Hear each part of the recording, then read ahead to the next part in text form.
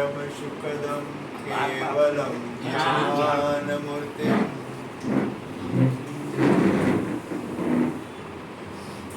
द्वन्द्वातीतं गगनसदृशं तत्त्वमस्यादिलक्ष्यम्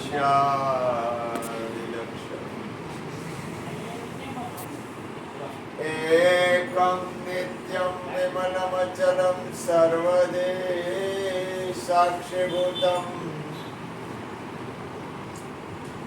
भावातीतं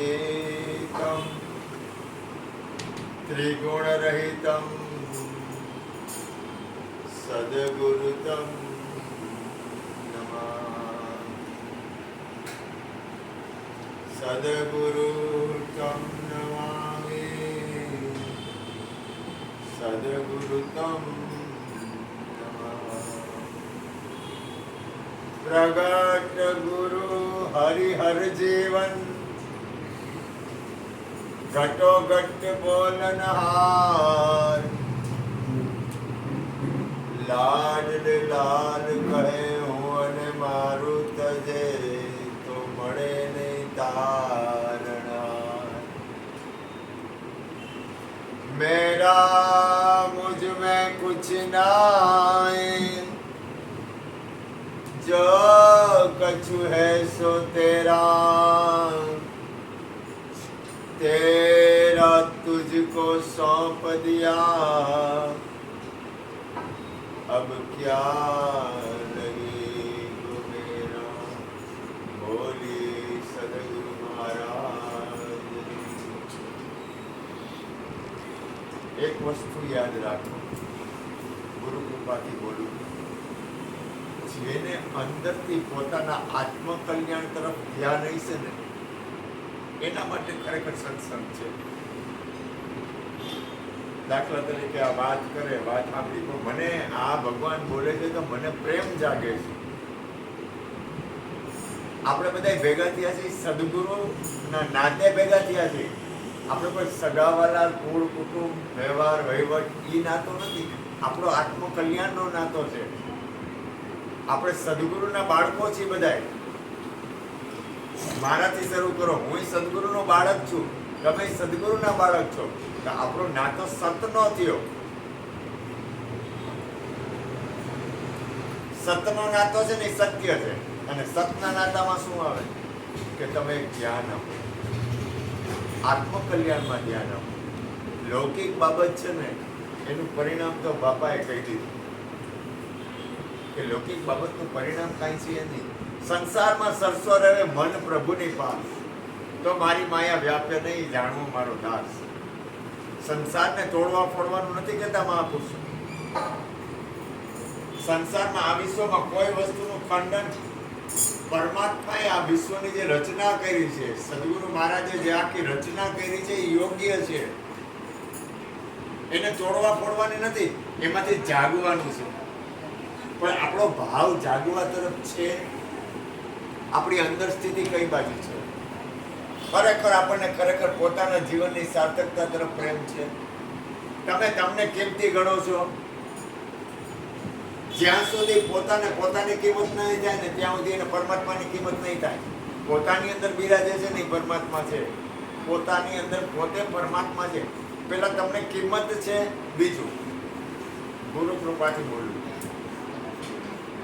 આ ભગવાન બોલ્યા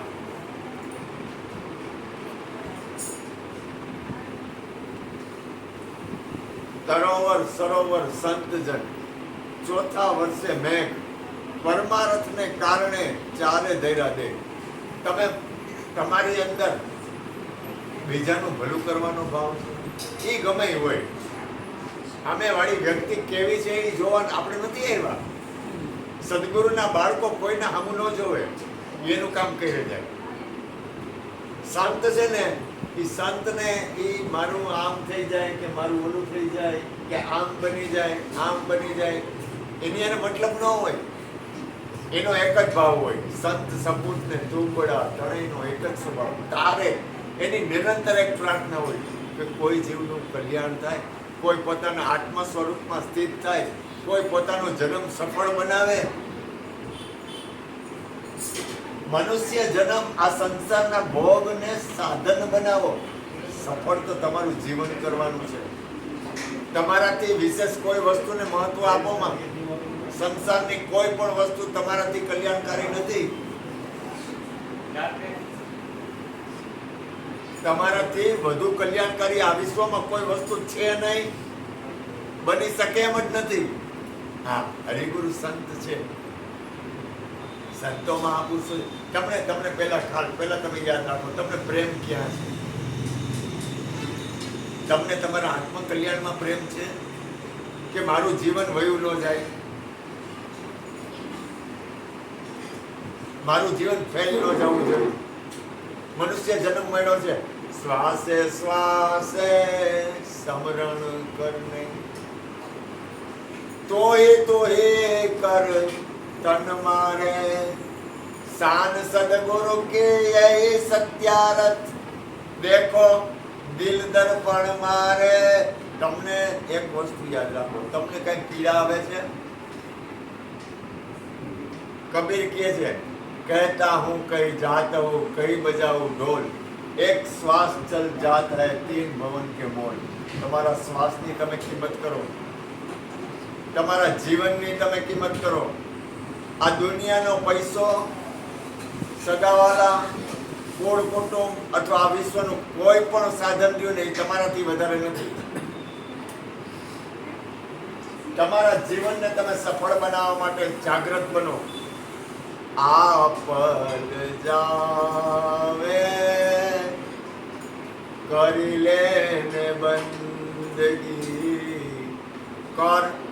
આ વિશ્વના જેટલા મહાપુરુષો રહ્યા એને મનને સમજાવ્યું છે. કર મન બંદગી, પોતાના મનને સમજાવ્યું છે. હે ભાઈ, આ છે ને, આ અવસર ચૂકાય નહીં. તમે વિચાર કરો, આ કાયા છૂટી ગયા બધી નદી દરિયો બની ગઈ, કાંઈ છે નહીં, પૂરું થઈ ગયું. તમારા હાથમાં કાંઈ છે જ નહીં. આપણી રાખ હોય ને, આપણી રાખ, એના આપણે માલિક નથી. આપણે આ શરીરની રાખ સિવાય કાંઈ ન થાય. તમે ગમે એ કરો, રાખ જ થાય. ચાહે દફનાવો, ચાહે અગ્નિ સંસ્કાર કરો, ચાહે બીજી કોઈ વસ્તુ કરો, દરિયામાં કરો, ગમે એ કરો, પણ આની રાખ થાય. આ શરીર આપણી યારે 24 કલાક છે. આપણા શરીરની, આપણી રાખના આપણે માલિક નથી. આ વિશ્વમાં કેનું માલિક બનવું છે? થોડું અંદરથી થોડું. આ વિશ્વમાં આપણે કોના માલિક બનશું? અને આખી દુનિયા દોડે છે શું કામ? હું કઈ છું, હું કરું, એ જ અજ્ઞાનતા સકટનો બાર જેમ સ્વાનતા. તમે વિચાર તો કરો, નરસિંહ મહેતાને કેવું નથી થઈ ગયું? અખિલ બ્રહ્માંડમાં એક તું શ્રી હરિ, આ જુજવે રૂપે અનંત વાસે. આ ઘાટ ઘડિયા પછી નામ રૂપ જુજવા, અંતે તો હે મનુ હે મો. આખા વિશ્વમાં એક પરમાત્મા. નક્કી કરો ખોટે ખોટે. આજે નક્કી થઈ ગયું ને, એને મારી બલિહારી, એને મારા કરોડો વંદન. ગુરુ મહારાજ કે તારે છોડીને આ વિશ્વમાં કાંઈ નથી. આખા વિશ્વમાં તું છો, તારે છોડીને કાંઈ છે જ નહીં. હાલો, એવું નક્કી ન કરો તો કાંઈ નહીં. પરમાત્મા સિવાય કાંઈ નથી. કાંઈક તો નક્કી કરવું પડશે, ક્યાંક તો સ્થિરતા રાખવી પડશે. બીજું, આપણને આ બોલે છે એનો વિશ્વાસ કરી. બોલે બોલાવે સબ ઘટ બોલે, સબ ઘટમાં ઈરિયો રે સમાય. જીયા જેવો તિયા તેવો, સ્થિર કરીને ધાણા દિયા રે ઠેરાય. જણણ જણણ જણણ જણજાલરી વાગે. દેકંદા. તમે આવ શાંત, આવ હેઠા. હરજીવન બાપા કહેતા હેઠા બેસી જાઓ. તો આમ નીચે બેવું એમ હેઠા બેસી જવાનું નથી. નીચે બેસી જાય એટલે હેઠા બેસી જાય નહીં, અંદર આવ કરી જાઓ. અને આવ સાચું કહું તો હરિગુરુ સંતોને પ્રેમ કરો.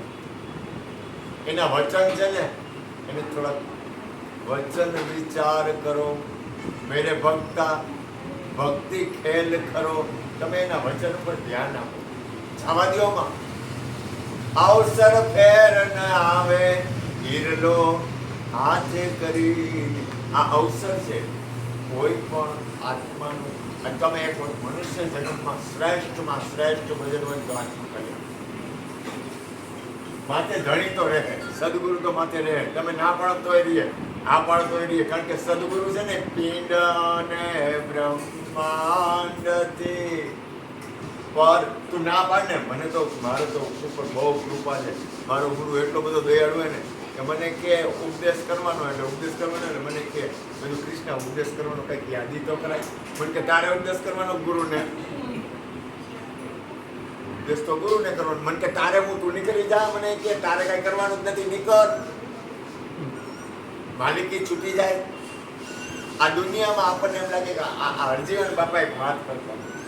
હરજીવન બાપા એક ગોરધનભાઈ મોબાઈલ લાવો તો હરજીવન બાપા કહેતા કે આ મોબાઈલ લાવો તો આ હરજીવન બાપાએ બનેલી સત્ય વાત. એટલે આ ગોરધનભાઈ નો મોબાઈલ હરજીવન બાપા કે મને લાગે મારો છે એમ. તો કે બાપા તમને ક્યાંથી તમારો લાગે? તો કે તને એવું થઈ જાય કે મારો નથી એમ. અંદરથી દેવું નથી. 5 રૂપિયા કોઈને દેતા નહીં. હું જેમ જેમ કહું 5 રૂપિયા ની તકલીફ પડે, દેવામાં અઘરું પડે. દેવું નથી, અંદરથી નક્કી થવું જોઈએ ને કે ખરેખર આ વિશ્વમાં મારું કાંઈ કરવું નથી. કાંઈ બધું અરે આમ જો જનક મહારાજ હતા ને, કાંઈ ઘટે નહીં, પણ એને નક્કી હતું આ વિશ્વમાં મારું કાંઈ નથી. બધું સદગુરુનું એમ. ભલે ને સદગુરુને કાંઈ સદગુરુ શું કરશે? ભેગું કરશે. આ વાપી વાળા છગનભાઈ બંગલા બનાવી લીધા. તમે ભાઈ એકાદું મંદિર બંગલો બનાવી લીધું કાંઈ? નાના બંગલા ભેગા કરીને પૈસા તો એને શું કરવા? પૈસા એ આવે તો ખર્ચો કરીને આવે.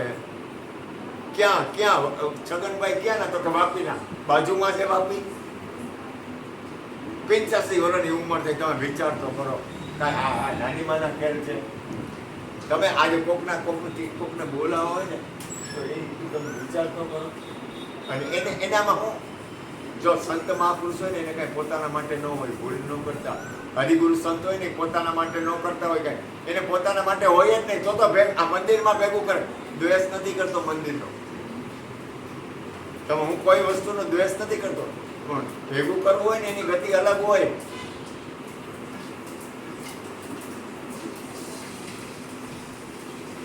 એની ગતિ જ અલગ હોય.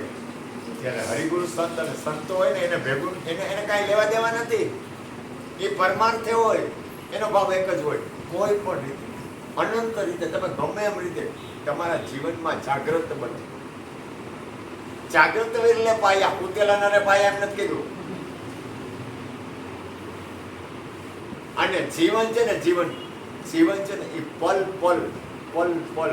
પલ જીવવા જેવું જીવન છે. અને હું તમને કહું, તમને આનંદ ગણીને તે ભજવારી. આ મારા સંતો એ સુહાગી. આપણે બધા સુહાગી કહેવાય. આપણે સદગુરુના બાળકો છે. સુહાગી લગ્ન કરે એ તો છે જ, પણ ખરેખર તો જે સદગુરુના વાતને વૈરા છે, સદગુરુના વચનમાં વૈરા છે, અને જેને ખરેખર પરમ તત્વ પરમાત્માથી પ્રેમ છે, એ સુહાગી છે. મારા સંતો રે સુહાગી મળ્યા આનંદ. અત્યારે કઈ બીજો વિચાર આવે? મને તો નથી આવતો. આ દુનિયાનો કોઈ વિચાર મને નથી આવતો. આ છગનભાઈ ની બાજુમાં બેઠો છું, તમને બધા જોઉં છું ને તો મને અથવા કાયદેસર પ્રેમ જાગે. મને કાંઈ દ્વેષ, રાગ દ્વેષ, મારું તારું મને કાંઈ લેવા દેવા જ નથી. મને આનંદ છે. મારા સંતો રે સુહાગી મળી. અને એ આ છે ને, જો તમને કહું, એક છે ને, તમને છે ને કોઈ પણ વસ્તુ હોય ને એનું એક વસ્તુ યાદ રાખવાના. તમારી અંદર અહીંયા બધા બેઠા, બધા 5 તત્વોનું શરીર ને, તો આમને ગુરુ મહારાજ કહેવાય, આ મારી દીકરી કહેવાય, ઓલાને દીકરો કહેવાય.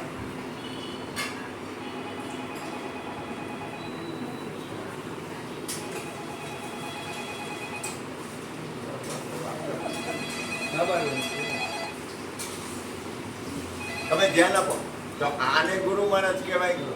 આ ગોરધનભાઈ સારા માણસ કહેવાય. આ મારી ભાવવાળા આ માણસો સત્સંગ ગુરુના દ્વારે કાંઈ ઘટે નહીં. કાયમનું હટાણું મારી માને માતાજીઓને. આ બેન છે તો એનો હૃદયનો ભાવ આખો અલગ છે દરેકની અંદર. તો કોઈને ભક્ત કહેવાય, કોઈને આદ્ય શક્તિ કહેવાય, કોઈને ગુરુ મહારાજ કહેવાય, કોઈને બાળક કહેવાય. તો હું 5 તત્વોનું જ શરીર છે તો ગુરુ મહારાજ એને હું કેમ કહેવા ભાઈ? ખોખું તો 5 તત્વનું ને કેવા ફેરફાર છે. એકને માણા કહેવાય, એકને ગધેડો કહેવાય. માણા હોય તો ગધેડો કહેવાય કે હારું આ નથી સમજતો, આને શું કરવાનું, આને કેટલું સમજાવ્યું ન સમજાય તો એમ થાય ને. જો બધાની અંદર એક જ પરમાત્મા છે, એક જ વાતાવરણ છે, તો એ આ શરીર તો હરખું જ છે. તેને ગુરુ મહારાજનું લેબલ કેમ છપાય છે? તો કે ઈ છે ને સદગુરુ છે ને કાટ ઘડે છે, અને કાટ બહાર ઘડતો નથી. તમારી અંદર ગાંઠ ઘડે છે, અને અંદર ગાંઠ ઘડે છે ને એવો ઘડે છે ને કે એ ગાંઠ કોઈ છૂટે જ નહીં. એમ ગુરુ મહારાજે મારા ગુરુના સંગમાં હું છું ને, ગુરુ કૃપાથી ખોટું નહીં બોલું, મારી અંદર એવો ગાંઠ ઘડાણો હોય ને કે માણસને ટીબી જાય ને મટી જાય. ટીબી મટી જાય નો શું ખબર છે? કઈ સત્સંગમાં બેઠા હોય કેટલી વાર મોજ, પછી ગયા એટલે વાત પૂરી, મટી જાય ટીબી. પણ બોલ ટીબી થાય ને એનો મટે. કારણ કે મને પ્રેમ સત્સંગથી છે, મને પ્રેમ ભગવાનના નામથી છે, મને પ્રેમ કોઈ જીવનું મંગલ થાય એમાં છે, મને પ્રેમ આખા વિશ્વના કલ્યાણમાં છે, મને પ્રેમ છે સબસે કર લે પ્યાર જગત में कोई नहीं है पराया, तुझ में राम मुझ में राम सब में राम समाया. આ ઉપદેશ હતો ને હમણાં તો મારી આ ગાંધીનો ધીમે ધીમે ઉપદેશ છે.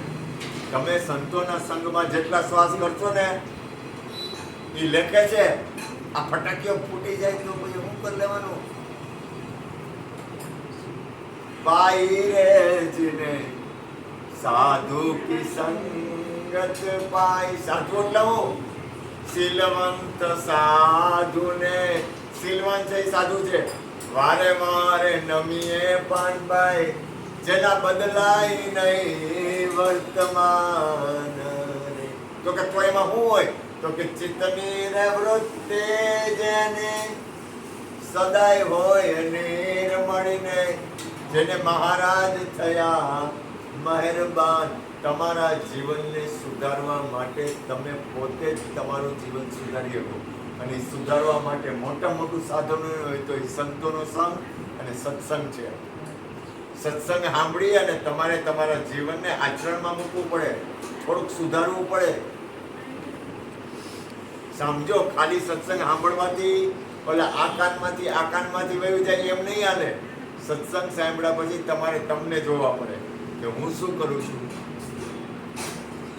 જ્યાં સુધી પોતાના તરફ પોતે નહીં જોવે ત્યાં સુધી જીવનનું કલ્યાણ નહીં થાય. આ બાળક છે તો એના લગ્ન કરવાના જ છે. લગ્ન થાય પણ એને વિવેક આવવો જોઈએ કે આપણે ક્યારે સંસારનો વ્યવહાર કરવો. એ જેટલો વિવેક ત્યાર છે ને એટલું એનું કલ્યાણ થઈ જાય.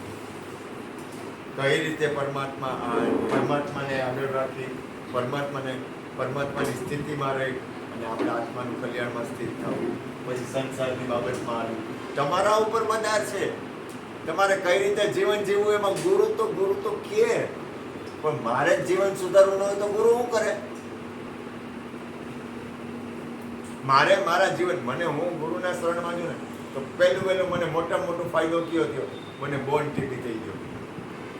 અને સદગુરુના કોઈ બાળક હોય ને, હરિગુરુ સંતો મળે ને એટલે મને શેર લોહી ચડી જાય, બાટલા ચડી જાય. ખોટું નથી બોલતો, ભૂલ ન કરતા. મારાથી મારા પગ એવા છે કે ડગલું માંડવું હોય તો અઘરું પડે. હરિગુરુ સંતો હોય, ભજન હોય, સત્સંગ હોય, કાંઈક એવું હરિહર હોય, ગમે આવું કોઈ પરમ તત્વ પરમાત્માને લાગતું ઓળખતું કાંઈ પણ વાતાવરણ એટલે મારું દર્દ ભૂલાઈ જાય. નહીંતર હું રાય ઉપાડતો આ છોકરા તો મને એલા ચાલીને ઊભો કરીને ઊભો ન થાય એવું બાપુ.